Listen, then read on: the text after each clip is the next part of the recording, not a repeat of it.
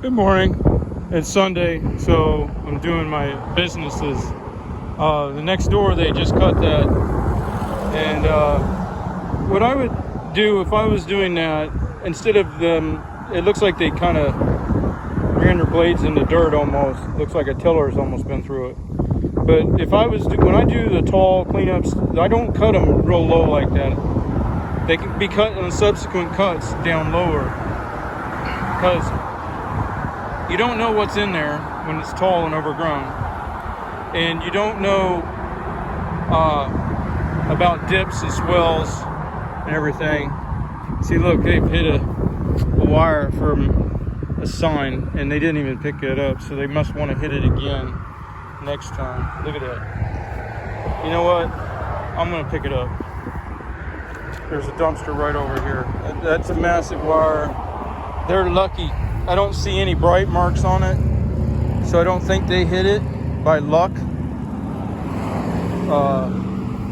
But they will next time. So anyway, back to business. I would spend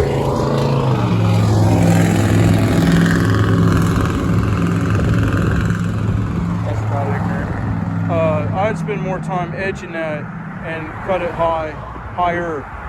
You know, it's going to brown out a little bit, but I think you're better off to do that and give it a nice appearance. Spend a little more time on edging, a little less time grinding the dirt, you know. See the edges here? So, I mean, this is a main street. It should look a lot better than this. They're not doing a good job there or down there, obviously. So this is more like what I would like to do if I was doing that property. There's challenges in that property, but what they're doing with this low cut isn't going to help them at all, because there's going to be so much erosion coming off of that large hardscape, and then it just washes so quickly that up here they've done themselves a nasty, because that's gonna, with that low cut, that's gonna help with erosion so bad that you know, it'll wash out the edges of that asphalt. And if you can keep the grass tall and healthy, or taller and healthier, the root structure will help with erosion. See, they've done it up there too. It's all tore up. So anyway, that's just my opinion. Everybody has to do it their own way. You have a good day. I'm just finishing up this property. Wanted to show you something. This neighbor, she scalps her lawn and goes as long as she can between cuts. Well, the post office lets her put her mailbox on this side, but that don't give you rights to come over here and scalp a 10-foot area all the way around the mailbox. In other words, your mailbox placement, in my opinion, does not give you land rights. And she knows that that neighbor cuts his at 5 inches. I cut this at 5 inches. And she comes over here and she makes a freaking circle, scalp to the dirt, which causes disease and doesn't promote St. Augustine growth.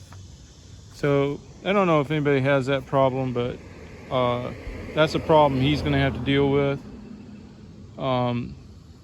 It's obvious that if he wanted his lawn cut that short, he would pay me to cut it that short. So this is either a display of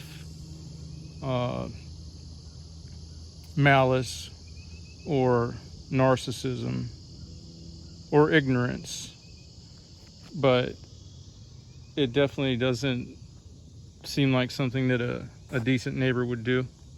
So that's going to be something for him to deal with. All right, I'm on to the next one. Have a good one. Good morning, Saturday, finishing up second yard here, going on down the road. It's just muggy and wet today. It's everything's clumping on the mower, and thinking about going back and getting that other mower and cutting the wire off of it, because the next couple yards are notorious for holding moisture and pumping. This mower for some reason just doesn't discharge as well, it didn't blow out as well. And none of the ones I'm running this year do as well as the XR7 deck that I had before. So I may switch back to that next year, the 72-inch XR7. Every deck has its strong points. You can't make a deck that's, you know, good for wet and everything, and then it's also good on dry and different types of lawn. It's just impossible, I think, to make a deck that's good for all conditions. All right, I'm gonna get on to the next one. Catch you later. I don't think you can see, but geez, this one's gonna be a mess. That bowl-shaped area over there is where the septic is. It's wet, it's thick, and it's gonna be a disaster. I'll see if I can get you set up.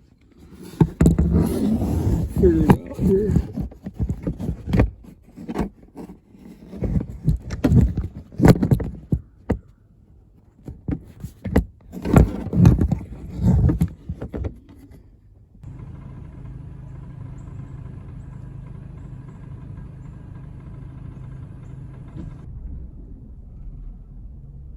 Good morning, Sunday still. Just finishing this one up. I had to skip quite a few things because I'm running behind.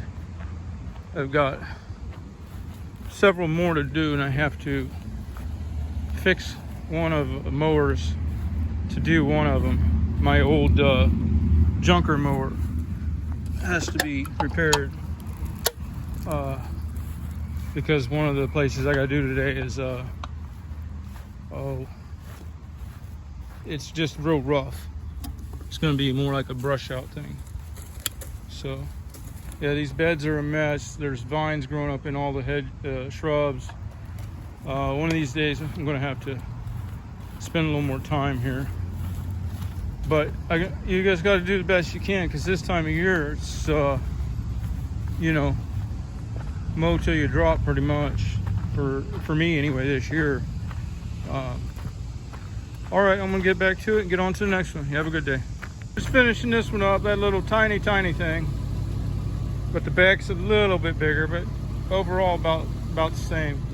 If y'all ever get this in your front wheels, make sure you clear it right away. This is some Spanish moss, but what it does is it sits there, works its way up close to the bearing, and it'll wick every bit of oil out of that bearing, every bit of grease, and then you'll have bearing issues. This one here, I got an invoice, but it's not like that invoice thing I was doing the other day where Google changed everything. This is simple. Just fill it out, leave it at the drop box, and boom, get your check. I'm gonna get on to the next one. Have a good one.